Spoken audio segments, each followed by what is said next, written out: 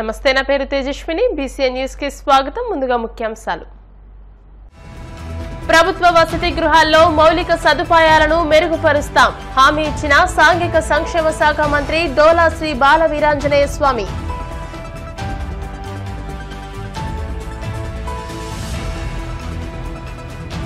ఈ నెల 8వ తేదీన రాష్ట్ర వ్యాప్తంగా వైఎస్ఆర్ జయంతి జయప్రదం చేయాలని పార్టీ కేడర్కు పిలుపునిచ్చిన మాజీ మంత్రి పేర్ని నాని.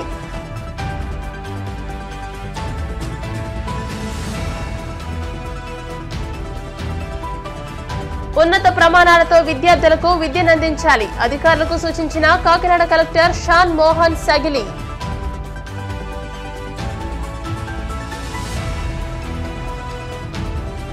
విశాఖ జిల్లా ఎండాడలో వైసీపీ కార్యకర్తల విస్తృత స్థాయి సమావేశం.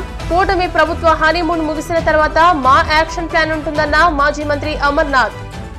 ప్రభుత్వ వసతి గృహాల్లో మౌలిక సదుపాయాలను మెరుగుపరిచి విద్యార్థులకు ఉత్తమ బోధన అందించేందుకు అవసరమైన అన్ని చర్యలు తీసుకుంటామని సాంఘిక సంక్షేమ శాఖ మంత్రి డోలా శ్రీ బాల వీరాంజనేయ స్వామి హామీ ఇచ్చారు. ఒంగోలు నగరం భాగ్యనగర్లోని బదిరుల పాఠశాల సాంఘిక సంక్షేమ శాఖ బాలికల వసతి గృహాన్ని కలెక్టర్ తమీం అన్సారియా, ఎమ్మెల్యే దామచర్ల జనార్దన్లతో కలిసి మంత్రి సందర్శించారు. అనంతరం మంత్రి మాట్లాడుతూ అత్యవసర పరిస్థితిని తెలిపేలా బదిరుల పాఠశాలలో బెల్ ఏర్పాటు చేయాలని అధికారులను ఆదేశించారు. బాలికల వసతి గృహంలో అదనపు మరుగుదొడ్ల నిర్మాణానికి చర్యలు తీసుకుంటామని హామీ ఇచ్చారు. సమస్యలను విద్యార్థులు తన దృష్టికి తీసుకొచ్చేలా వసతి గృహాల్లో ఫిర్యాదుల పెట్టెలు కూడా త్వరలో ఏర్పాటు చేయనున్నట్టు వివరించారు. ఇన్స్పెక్షన్లో అక్కడ ఉన్న ఇన్ఫ్రాస్ట్రక్చర్ ఫెసిలిటీస్, ముఖ్యంగా class rooms, drinking water, toilet facilities, వారికి ఇస్తున్న భోజనం, దాని గురించి ఇన్స్పెక్ట్ చేయడం జరిగింది. అదే తప్ప పిల్లలు వారు అక్కడ ఇస్తున్న క్వాలిటీ ఆఫ్ ఎడ్యుకేషన్ పైన కూడా ఇన్స్పెక్షన్ చేయడం జరిగింది. First government deaf and dumb కాలేజ్లో అక్కడ హాస్టల్లో చూస్తే అక్కడ బాగా హైజీన్, శానిటేషన్స్ అన్నీ కూడా బాగానే ఉంది. అక్కడ పిల్లలకు ఇస్తున్న ఎడ్యుకేషన్లో కొద్దిగా ఇంప్రూవ్మెంట్ చేయాలన్న ఇన్స్ట్రక్షన్స్ గౌరవ మినిస్టర్ ద్వారా ఇవ్వడం జరిగింది. మనం కూడా అది ఫాలో అప్ చేసుకుని అక్కడ ఉన్న టీచర్స్ కూడా మోటివేట్ చేసి పిల్లలకు ఇస్తున్న ఎడ్యుకేషన్స్ క్వాలిటీగా ఇవ్వడానికి అన్ని రకాల ప్రయత్నం చేస్తాము. అదేవిధంగా ఇక్కడ government social welfare hostel 2 and 3 అది కూడా ఇన్స్పెక్షన్ చేయడం జరిగింది. అక్కడ ఉన్న స్టూడెంట్స్తో వారు ఒక సమస్యల్ని వినడం జరిగింది. ఇక్కడ వారు ఎక్కువ మంది స్టూడెంట్స్ చెప్పినది ఏంటంటే అక్కడ కొద్దిగా టాయిలెట్ ఫెసిలిటీస్ తక్కువ ఉంది అని అన్నారు.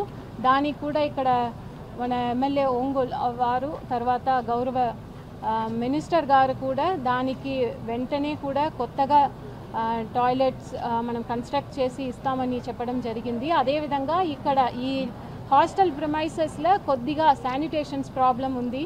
తర్వాత ఇక్కడ దోమలు కూడా ఎక్కువ ఉన్నాయని చెప్పడం జరిగింది. దానికి కూడా మున్సిపల్ కమిషనర్తో కోఆర్డినేట్ చేసుకుని వెంటనే అక్కడ వారు చెప్పిన ప్రాబ్లమ్స్ని కూడా మనము సరి చేసేస్తాము.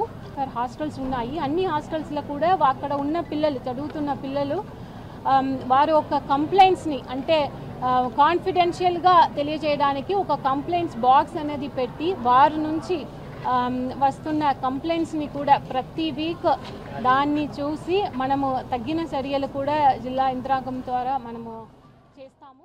అక్కడ కూడా ఇప్పుడే కలెక్టర్ గారు చెప్పినట్లుగా కొన్ని మార్పులు తీసుకొని రావాల్సిన అవసరం ఉంది. ముఖ్యంగా బాత్రూమ్కి వెళ్ళినప్పుడు వాళ్ళకి ఏదైనా ఇబ్బంది వస్తే మనలాగా పిలిచలేరు, మాట్లాడలేరు. కాబట్టి ఒక ఎమర్జెన్సీ బెల్ సిస్టమ్ ఒకటి ఏర్పాటు చేయాలనేది నేను ఏడీ డిజేబుల్డ్ వారికి తెలియజేయడం జరిగింది.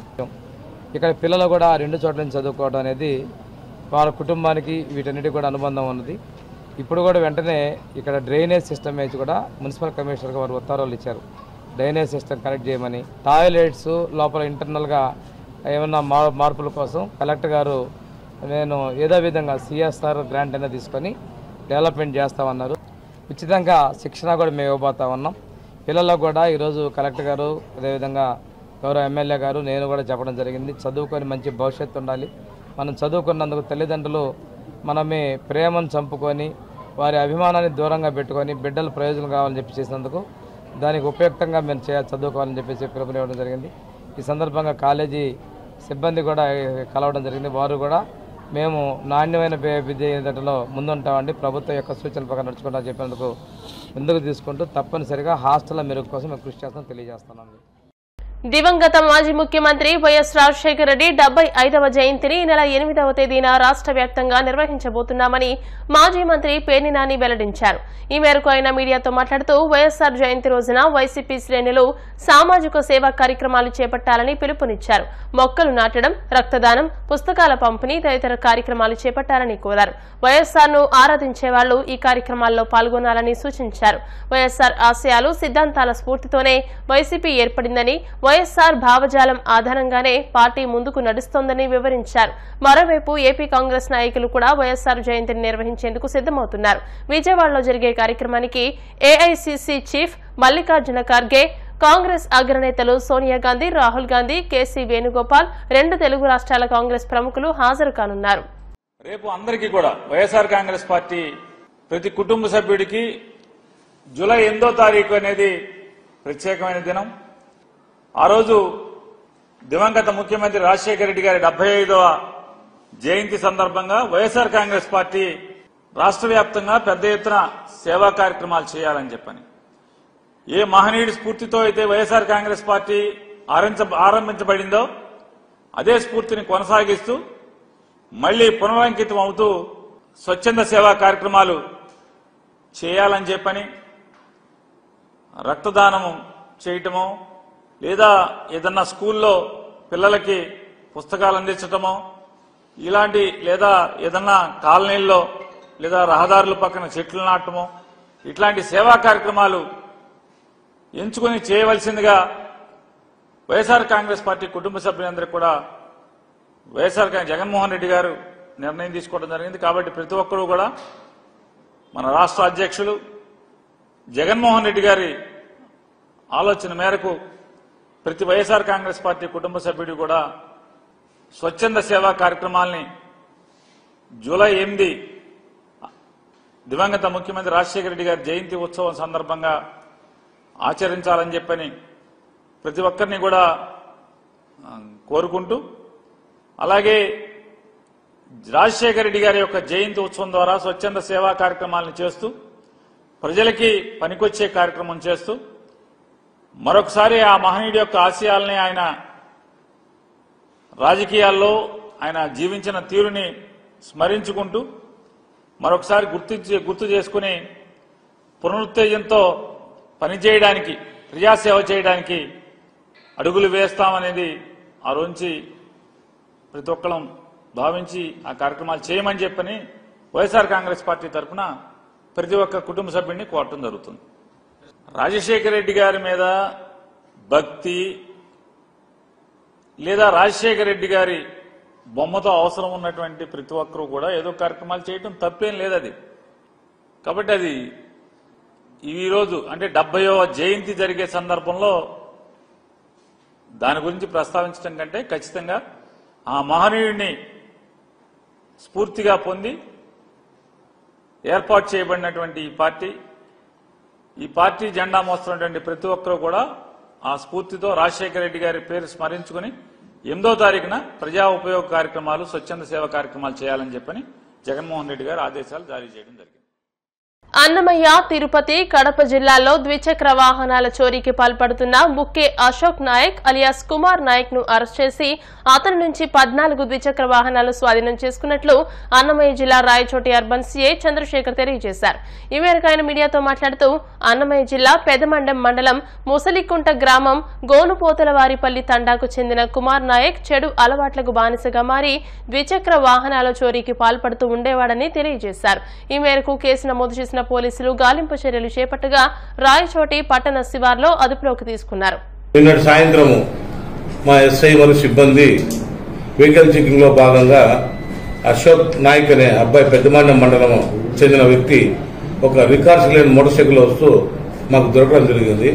దాన్ని పట్టుకుని అతన్ని విచారించగా అతను పూర్వపు దొంగని తెలిసింది. అతని దగ్గర నుంచి ఆ మోటార్ సైకిల్ సీజ్ చేసి ఎక్కడదని చెప్తే లోకల్ గా దొంగతనం చేసినట్టు తెలిసింది. ఆ తర్వాత పూర్తిగా విచారిస్తే మదనపల్లిలో ఇంతకుముందు అతని పైన 2018-20 సంవత్సరంలో 21 కేసు అతని పైన రిజిస్టర్ అయి ఉంది. ఆ తర్వాత విచారించి మా ఇంట్రాగేషన్ లో అతను వాలంటరీగా 14 మోటార్ సైకిల్ దొంగతనం తెలిసింది. అందులో 4 మోటార్ సైకిల్స్ మన రాయచూరుకు సంబంధించినవి, 4 మోటార్ సైకిల్స్ మదనపల్లికి సంబంధించినవి, ఒకటి తమ్మల్లపల్లి, ఒకటి పీలేరు, బుద్ధివేడు పోలీస్ స్టేషన్ చెందినదిగా తెలిసింది. రిమైనింగ్ 3 కూడా తిరుపతి 2, కడప 1 తెలిసింది. ఆ పోలీస్ స్టేషన్లు కూడా మేము ఇన్ఫార్మ్ చేయడం జరిగింది. అన్ని పోలీస్ స్టేషన్లో కూడా ఈ మోటార్ సైకిల్ పైన కేసులు రిజిస్టర్ అయి ఉన్నాయి. మన జిల్లాకు అన్నమయ్య జిల్లాకు సంబంధించి 11 దొంగతనాల్లో, మోటార్ సైకిల్ దొంగతనాల్లో ఈ ముద్దాయి ఇన్వాల్వ్మెంట్ గా తేల్చడం జరిగింది. ఇతని దగ్గర నుంచి మనం టోటల్ గా 14 మోటార్ సైకిల్ను రికవర్ చేసి ఈ కంప్లైంట్ల మేరకు ఈ మోటార్ సైకిల్ ని ఎవరికైతే కేసులు రిజిస్టర్ చేశారో వారికి తప్పకుండా కోర్టు ద్వారా తీసుకోవాలని చెప్పి మనం చేస్తున్నాము. థర్డ్ కేసు 2018-20 అన్న 2018-20 సంవత్సరంలో 21 కేసు పాత కేసులున్నాయి. మనం అతని పాత నేరస్తులు విచారణలో తేలింది, వెరిఫై చేసినాము. మన కేసులు 4, మదనపల్లి 4, కమ్మల్లపల్లి 1, ముద్దివేడు 1, పీలేరు 1. 11 మోటార్ సైకిళ్లు మనకు సంబంధించింది. 3 మోటార్ సైకిళ్లు తిరుపతి 2, కడప 1. ఈ రాయచోటి పట్టణంలో రాత్రిపూట్ల అనామతలో మోటార్ సైకిల్ హెవీ సైలెన్సర్ వేసుకుని తిరుగుతున్నారు. పెద్దలకందరికీ వాళ్ళ పేరెంట్స్ కు విన్నపము, దయచేసి లైసెన్స్ లేని వాళ్ళకి, చిన్నపిల్లలకు మోటార్ సైకిల్ ఇవ్వకండి. ఈ హైవేలో ఈ పిల్లకాయలు మోటార్ సైకిల్ ర్యాలీస్ అని అవన్నీ వెళ్తున్నారు. యాక్సిడెంట్ జరగడం వల్ల పిల్లలు ప్రాణాలు కోల్పోయే ఆస్కారం ఉంది. కాబట్టి ఈ సైలెన్సర్లన్నీ తీసేసి వారికి మామూలు మోటార్ సైకిల్ లైసెన్స్ 18 సంవత్సరాలు నిండిన వాళ్ళు మాత్రమే మోటార్ సైకిల్ డ్రైవ్ చేయాలని చెప్పి మరోసారి వాళ్ళ తల్లిదండ్రులకి విజ్ఞప్తి చేస్తున్నారు.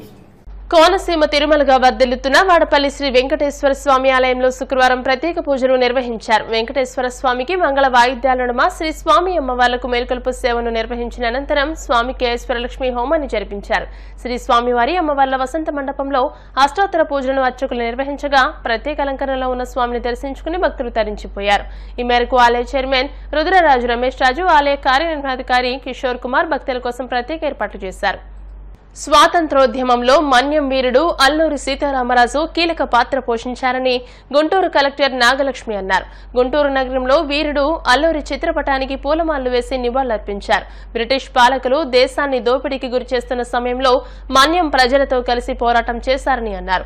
దేశ స్వాతంత్ర పోరాటంలో అల్లూరి ఒక మహోజ్వల శక్తి అని, అందరినీ ఏకతాటిపైకి తెచ్చి బ్రిటిష్ పాలకులను గడగడలాడించారని కొనియాడారు. సీతారామరాజు గారు జయంతి వేడుకలు యానివర్సరీ సంబంధించి మనమందరం కూడా ఇక్కడ గుంటూరు పట్టణంలో ఉన్న ఆయన విగ్రహానికి గౌరవ ఎమ్మెల్యేస్ కూడా పాల్గొని మనమందరం కూడా ఇవాళ ఆయనని స్మరించుకున్నాము. అల్లూరి సీతారామరాజు గారు ఆయన రాజమండ్రి దగ్గర పుట్టి పెరిగినప్పటికీ మనకి ట్రైబల్స్ కోసము రాష్ట్రంలో చాలా పోరాటం చేస్తున్నారు. మనకి ఫ్రీడమ్ స్ట్రగుల్లో భాగంగా ఆయన బ్రిటిష్కి అగేన్స్ట్ బ్రిటిష్ వాళ్ళు మెడ్రాస్ ఫారెస్ట్ యాక్ట్ తీసుకొచ్చి అక్కడ ట్రైబల్స్కి అక్కడ ఉన్న ట్రెడిషనల్ ఫారెస్ట్ ప్రొడ్యూస్ మీద కానీ, వాళ్ళకి అక్కడ ఉండే పొలాల మీద కానీ, అక్కడ వాళ్ళు ఉండడానికి రైట్స్ కానీ ఇవన్నిటినీ కూడా క్వశ్చన్ చేసి, రెస్ట్రిక్ట్ చేసి వాళ్ళు చాలా ఇబ్బంది పడుతున్నారు అనేది రికగ్నైజ్ చేసి ఆయన వాళ్ళ కోసం పోరాటం చేశారు. ఇండిపెండెన్స్ స్ట్రగుల్లో various independence movements, non cooperation movement ఇలాంటి దాంట్లో పాల్గొన్నప్పటికీ ట్రైబల్స్ కోసము ప్రత్యేకంగా మనకి రంపా రిబెలియన్ అనేది 1922లో దాంట్లో కూడా పాల్గొన్నారు. ఆయన ప్రతిసారి ఇలాంటి గొరిల్లా వార్ఫేర్ టాక్టిక్స్తో పాల్గొన్నప్పటికీ అక్కడ ఉన్న పోలీస్ యంత్రాంగం మీద అప్పుడు ఎవరైతే బ్రిటిష్ పోలీస్ వారు ఉన్నారో వాళ్ళకి అగేన్స్ట్ క్యాంపెయిన్స్ అనేది తీసుకునేవారు. అండ్ దాంట్లో ఆయన ప్రతిసారి వెళ్ళినప్పుడల్లా ఏదైతే మనకి వెపన్స్ కానీ ఏది దొరికినా తీసుకొచ్చేసి మళ్ళీ కూడా వాళ్ళకి ఒక సవాల్ ఇచ్చినట్టు నేను ఇవన్నీ తీసుకెళ్ళిపోయాను అనే చెప్పేవారు. ఆయన ధైర్యంని మనము గుర్తించి ఆయనకి అందరూ కూడా ఆయనని మన్యం వీరుడు అని కూడా పిలుస్తారు. ఆయన ఈ కార్యక్రమాలన్నీ చేసినప్పటికీ బ్రిటిష్ వారికి అది చాలా ఎంబారసింగ్గా ఉన్నప్పటికీ ఆయనని 1924లో ఎగ్జిక్యూట్ కూడా చేయడం జరిగింది. ఆయనకి గుర్తుగా దేశానికి కానీ ముఖ్యంగా ట్రైబల్స్కి కానీ అందరికీ కూడా చేసిన సేవల్ని, ఆయన వీరంని అందరినీ కూడా ఇవాళ గుర్తించి ఇవాళ ఉన్న యూత్ కానీ అందరూ కూడా ఆయన గురించి తెలుసుకొని ఆయన నుంచి స్ఫూర్తి తీసుకోవాలని కోరుకుంటున్నాను. ఇప్పుడు ప్రకటనలు.